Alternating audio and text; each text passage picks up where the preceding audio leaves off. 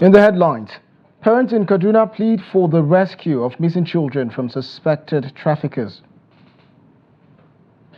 Police deny explosion in Taraba, attribute death of 3 children to Dane gun. Nigeria joins global Easter celebration with messages of hope, love, and joy. On the foreign scene, Pope urges humanitarian aid to Gaza in Easter address. And thanks for joining us on the News Update on Trust TV. I'm Sakir Ibrahim.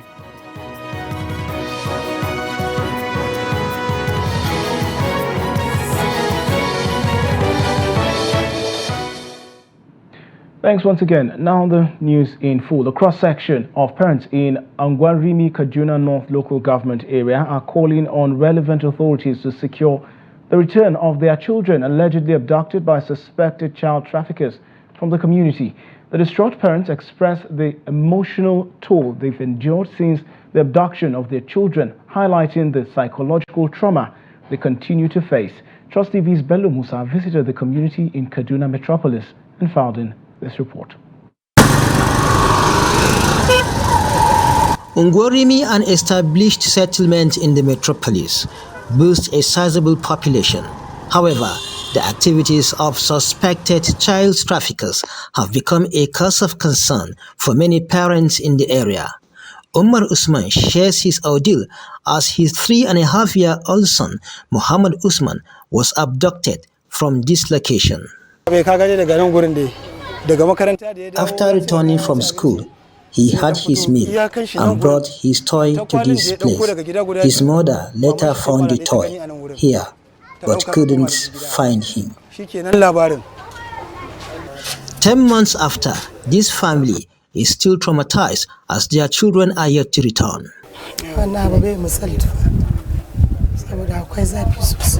I am at a loss for words.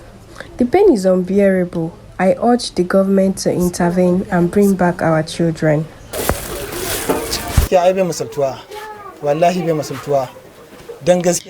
I can't begin to describe the agony I feel. I am still in shock. The only thing that can bring me solace is to see my son again.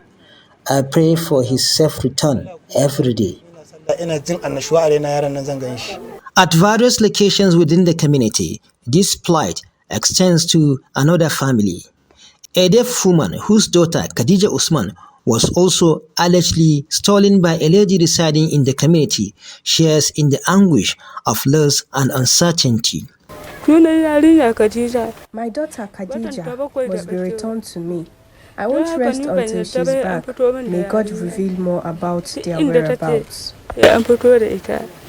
According to the residents, the suspected child trafficker was identified by this deaf woman as the one who allegedly abducted her daughter.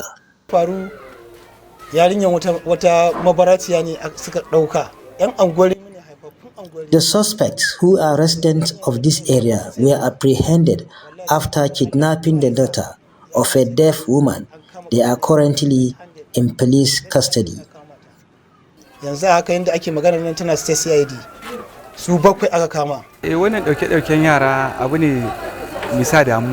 The recent spate of child abductions in our community is alarming. We are meeting with parents to raise awareness and encourage vigilance regarding their children's movements.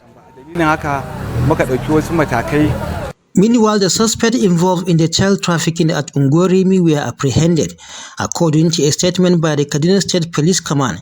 In the statement, the command's public relations officer, ASP Mansur Hassan, mentioned that the police had rescued a 2-year-old victim named Zainab, adding that members of the syndicate confessed to the crime. The arrested suspect, identified by the police as Sheikh Hussaini, age 40, Tiskan Isiaku, age 43, Hafsat Hussaini, age 24, all resident of Ungwarimi in Kaduna, while Angela Onazu, age 44, is said to be residing in Sabon Tasha, Kaduna. Bello Musa, Trust TV News, Kaduna. And away from that, the Taraba State Police Command has refuted claims that an improvised explosive device caused the death of 3 children in Didango Geita village, Karim Lamido local government area of the state. According to the Commissioner of Police, David Iloyonomon, the tragic incident occurred when the children were playing with a Dane gun on a tree, leading to an accidental discharge of gunpowder that resulted in their death. While 4 other children sustained injuries, one is receiving treatment at the state specialist hospital in Jalingo. The police conducted a thorough investigation and found no evidence of dynamite or IED at the scene, concluding that it was an accidental discharge. The police commissioner assured that investigations are ongoing to uncover more details surrounding the incident.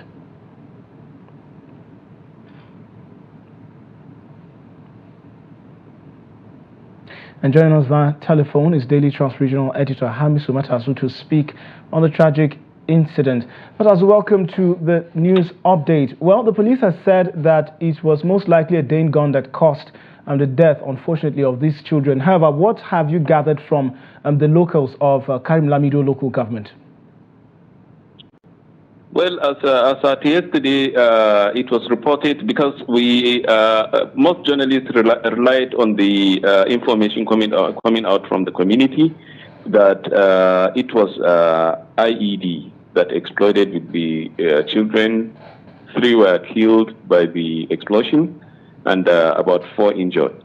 But today, the police came up with a report that it wasn't an explosion because they drafted their men of explosive. They drafted the explosive squad to the area, and based on their investigation and the exhibit they discovered in the area, it was a Dane gun that went off. That the children were playing with the Dane gun, and it went off. And they were able to pick some of the exhibits that includes a gunpowder and some shrapnel from the Dane gun that killed the children. Well, 4 of them were the 3 children were on the tree, while 4 others were on the ground that were injured. But the 4 that were on the tree were killed by the Dane gun, actually. So this is the latest information we received from the police. Notwithstanding, the public there are also saying that the quantum of the damage caused by the gun, some are still insisting that it is an explosion. So we are trying to really get what these people meant by it's an explosive, because the quantum of damage based on them cannot be done by just a Dane gun. So this is the situation for now, actually. All right, Matazu. Unfortunately, 3 children have lost their lives, 4 currently receiving treatment at the State Specialist Hospital. However, has there been any answers regarding where these children may have gotten this Dane gun from? Because, I mean, it's a weapon. It didn't just fall from the sky. Well, based on the police report, they got it from... I think, somewhere from the families of the victims. But we are yet to substantiate that, because we are looking on how this had happened, because it's still a mystery on how these children can get it and climb the tree with the gun and cause this damage, because 3 children being killed by 1 gun and 4 injured at the same time, those that are on the ground, is something that left people perplexed to get the answer on how it happens, actually. Indeed, quite a number of unanswered questions. However, we do hope that as the investigations continue, the police will, of course, share more information and details on the situation. Hamisu Matazu, thank you so much for the updates, and we will definitely touch base with you as they develop. Hamisu Matazo is the regional editor of the Daily Trust. Moving on, and now leaders across Nigeria, including the president of the Christian Association of Nigeria, Archbishop Daniel Oko, and former Vice President Atiku Abubakar, have emphasized the significance of peace and unity during the Easter celebrations. Oko urged leaders to govern with wisdom and fairness, echoing the message of Easter to act in their common good. Atiku called on Nigerians to emulate the virtues of love and sacrifice demonstrated by Jesus Christ, emphasizing their importance for national unity. Governors like Godwin Obaseki of Edo State and Peter Mba of Enugu State encouraged reflection on the Easter message of self-sacrifice and love amidst economic challenges. Meanwhile, Governor Duyediri of Bayelsa State expressed optimism for Nigeria's resilience amid current challenges. Additionally, Peter Obi, the 2023 presidential candidate for the Labour Party, urged Nigerians to continue striving for a better nation and seek divine intervention during Easter. Security measures have also been heightened across states, with the Ogun State Commissioner of Police ordering round-the-clock surveillance during and after the Easter celebrations. Elsewhere, the National Drug Law Enforcement Agency intercepted a 35-year-old woman, Chidima Chinenye Agbazwe, attempting to export 20 parcels of cannabis sativa weighing 10.70 kilograms to Doha, Qatar, concealed in African salad and dried vegetables. The operation, conducted in conjunction with the Department of State Services, also led to the rejection of a 5 million naira bribe from another suspect. In separate incidents, 2 suspects were arrested in Lagos with a large quantity of opioids, including tramadol and codeine syrup, while in Bayelsa, 3 suspects were apprehended attempting to smuggle opioids to the creeks. Additionally, arrests were made in Ogun, Taraba, Abia, Ondo, and Kano states, resulting in the seizure of cannabis, tramadol, codeine syrup, and other illicit drugs. The NDLEA continues its efforts to combat drug trafficking across the country, recovering significant amounts of illegal substances and arresting numerous suspects.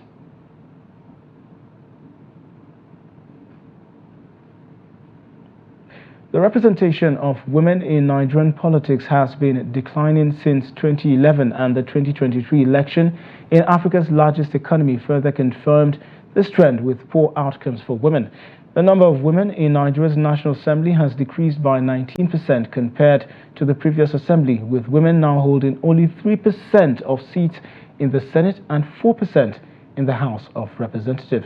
In this report, Neil Samson interviews women advocating for intentional policies from the government to address this issue.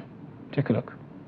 During this month of global celebration of women, these women have emphasized that intentional governmental policies are crucial in achieving the target of 35% representation of women in Nigeria's political system. And I believe to surmount the challenge of having not a less than satisfactory number of women in elective positions, we need to have policies that apply to political parties that are very deliberately geared at ensuring that women emerge as candidates. And these policies have to be in effect in not just, without wanting to offend, not just smaller political parties, but the bigger ones as well, the APCs, the PDPs, parties of that nature also have to go to extra lengths to ensure that women are better represented on the ballot in their list of candidates. So I think our government needs to be very, very intentional about giving slots to women in different seats, like different government positions, empower more women by giving them grants. Businesses that are owned by women, give them grants, bring more women to the table, get their opinions, That's how I believe that the government can bring more women to the table and inspire more women and empower more women. I would say data-driven people policy is very, very important. So there are a lot of policies that are for women that we just see on the news. We don't know how it was designed, we don't know who they spoke to, and we don't know the kind of people that they spoke to. So it's very important when you're doing policies for people, those people that you're targeting, their voices should be carried along from the beginning of the formulation of that policy. So I think for me, the charge I would give to government is that they should actually look at talking to women from the beginning when they're doing policies for them, so that those policies can be people-driven and data-driven. Well, I believe that the policies are there, and I believe that to a certain extent, maybe the intention is there, but there just needs to be a bit more of a political will to ensuring that we actually do achieve these gaps and we fill up the gaps where women are actually in these critical positions, to ensure that our voices are being heard, to ensure that we're actually in the positions where we can make those decisions, like I said, that are critical for what it is that affects us as our gender. Equal participation of men and women in politics is a critical prerequisite for ensuring effective democracy and good governance. Noel Samson, Trust TV News, Abuja. Watching the news update on Trust TV. Coming up shortly. Nigeria's living conditions crisis continues for poor households as inflation bites harder. This and of course many more stories after the break. Join us again. Thanks for staying with the news update on Trust TV. Now the headlines again. Parents in Kaduna plead for the rescue of missing children from suspected traffickers. And police deny explosion in Taraba, attribute death of 3 children to Dane gun. Moving on to other stories now. Usaini Munkaila, a father of 9, earns a maximum of 2,000 naira daily from his tire repair business. In this report, Salim Ibrahim spent the entire day shadowing Usaini as he struggles to feed himself and his family during the month of Ramadan, shedding light on the challenges faced by many Nigerians. Here's the report. Living in a half-fenced, uncompleted building he called a house, with no furniture and absolutely lacking a bit of social amenities, Usaini Munkaila looks very contented, though managing through life every day. This father of 9 children and a wife is a vulcanizer who earns 1,500 naira to 2,000 naira per day, which is used to cater for the family, business, and other needs. At the time, the current hardship and increased level of poverty in Nigeria is continuing to bite harder on the common citizens, especially the less privileged and underprivileged members of the societies. The situation has checked in a larger population into the month of Ramadan, Muslim festivals, as many struggle to get what to eat. The routine activity of Munkaila and his family is a story of sadness, struggle, and a continuous striving for hope every day. As the sun rises welcoming a new day, Munkaila wore his somewhat dirty uniform that he used for work. He pulls out his old worn-out bicycle and winds the pedals continuously until it kicks on. Then he lifts it up and goes outside, bidding his family farewell. He then proceeds to Mamaga area of Hotoro along Maiduguri Road. This vulcanizer is one among the 41 vulcanizers doing business along Maiduguri Road between the Muhammad Buhari interchange in Hotoro to the flyover just by Amin Kano Teaching Hospital. He arrives at his place of work usually around 10 a.m. to set up and then wait for vehicles and passers-by with faulty tires and those who will have to gauge their tires. It is only a matter of luck and God's divine intervention to get the desired number of customers in this kind of business. The business of vulcanizing is mainly practiced by people who are tired, lacking in Western education, and have little or no capital to start a more lucrative business that can fend for their needs and that of their families. Speaking about the business, Munkaila said it has not been easy despite the ever-challenging moment. This is how we usually come out. We didn't keep anything. We don't have anything. But what we are able to gather highest by 1 o'clock, 1 p.m. to 2 p.m.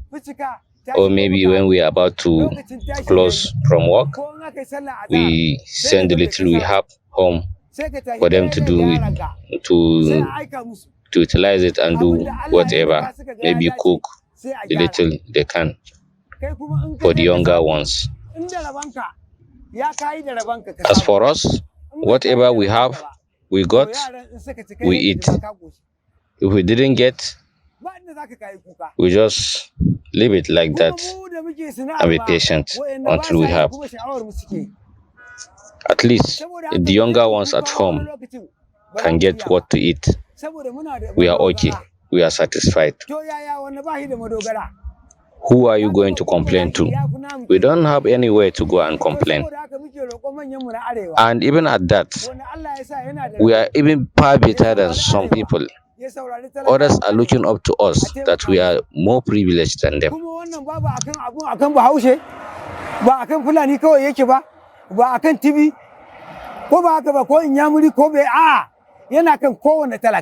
With little he had for the day, that was not enough. Munkela could only send all back home to prepare something that will take them through the following day. Himself and his child, Abubakar, who is in his late 20s, have never gone back home to breakfast with the remaining members of their family because there was nothing to eat altogether. So, they rely on food packed in nylons, courtesy of a well-to-do individual, to fill up their bellies. At exactly 6 a.m., barely an hour to break off fast, he conducts his ablution and proceeds to the nearby mosque and sits until the food is shared immediately after prayer. This is what they will only eat and perhaps keep some for other family members to also enjoy. Speaking shortly after he broke his fast, Munkela said it has always been like that for years. This is where I break my fast every day. Whatever we have, the little we get, we eat. The little one we were able to have to get from the business we send home for them to also utilize and eat. That's just it. After that, around 8 to 9 p.m., we close and go home to rest for the following day. We always remain hopeful that the following day will be better than the previous one.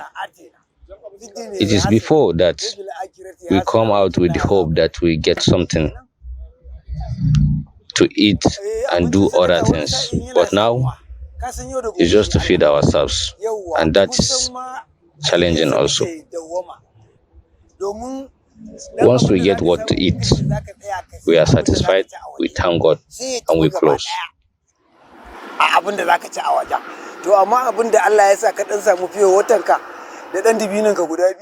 The likes of Munkela are many in this part of the country, always struggling to make ends meet day in, day out. They go hand in hand with other artisan groups who must always earn to feed.